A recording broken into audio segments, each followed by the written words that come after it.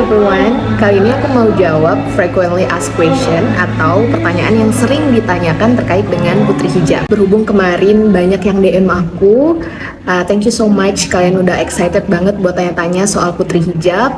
I'm so happy perempuan di Kalbar ternyata banyak yang ingin men-challenge dirinya untuk menjadi lebih baik. Salah satunya dengan daftar Putri Hijab Kalbar. So, aku bakalan rangkum semua pertanyaannya yang sering ditanyakan di Reels ini. Tonton sampai habis ya.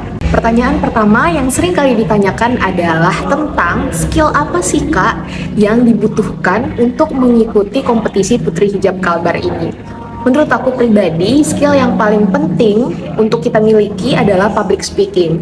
Kenapa? Karena dalam proses penyeleksian Putri Hijab Influencer itu sendiri ada namanya focus group discussion. So, dalam sesi ini tuh kita dituntut untuk berdiskusi dan menyampaikan argumentasi. Biasanya kita menanggapi suatu isu. Nah, pentingnya public speaking di sini adalah how we represent ourselves, gimana kita nunjukin personal branding kita melalui argumentasi yang kita sampaikan dari suatu isu tersebut. Biasanya isu-isu itu tentang perempuan atau hijab atau isu-isu yang sedang hangat. Kalau kalian merasa skill public speakingnya masih kurang, jangan berkecil hati, masih ada waktu untuk latihan. Jadi kalian bisa latihan speaking atau menggali informasi terkait isu-isu yang sedang hangat dibicarakan. So, nanti jawaban kalian bakalan mudah dipahami dan dimengerti oleh Dewan Juri. Pertanyaan kedua yaitu, apa harus hafal Quran dan hadis dan apakah ada tes keagamaan? Jadi zaman aku itu belum ada tes keagamaan, tapi aku mendapatkan informasi tahun ini bakalan ada tes keagamaan.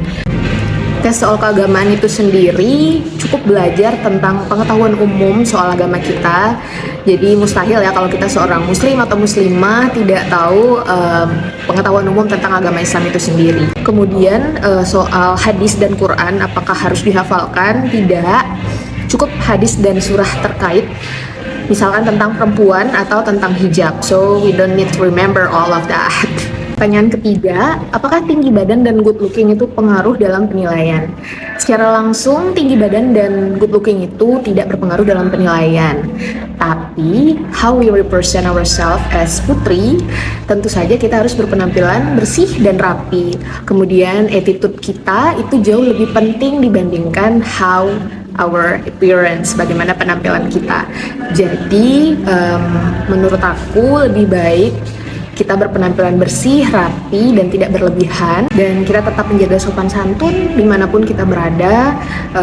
We know how to adapt in the society and the environment. Itu lebih penting. 4. Apakah harus memiliki program yang nantinya akan diadvokasikan?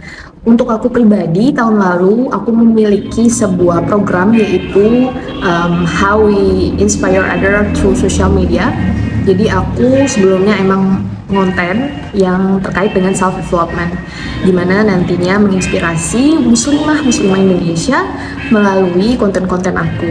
Untuk program itu sendiri nggak muluk-muluk, yang penting berkaitan dengan visi dan misi Putri Hijab Influencer Indonesia. Pentingnya untuk membuat program ini agar kalian tahu nanti kalau misalkan ada pertanyaan kenapa kalian join Putri Hijab, kalian bisa memaparkan tujuan kalian melalui program yang kalian advokasikan. Kalau aku tahun lalu seperti itu. Yang terakhir, apakah harus bisa bahasa Inggris dalam berkompetisi di Putri Hijab Kalbar? Tidak. Jadi kalau misalkan kalian bisa bahasa asing lain itu suatu nilai plus buat kalian semua. Tapi kalau misalkan tidak menguasai bahasa asing atau contohnya bahasa Inggris itu juga nggak apa-apa, karena itu bukan suatu penilaian wajib untuk bisa berbahasa asing, teman-teman. Jadi jangan khawatir. That's all. Semoga bermanfaat teman-teman semua yang ikut kompetisi Putri Hijab Kalbar. Semangat, tetap percaya diri, dan sampai jumpa di audisi. Bye.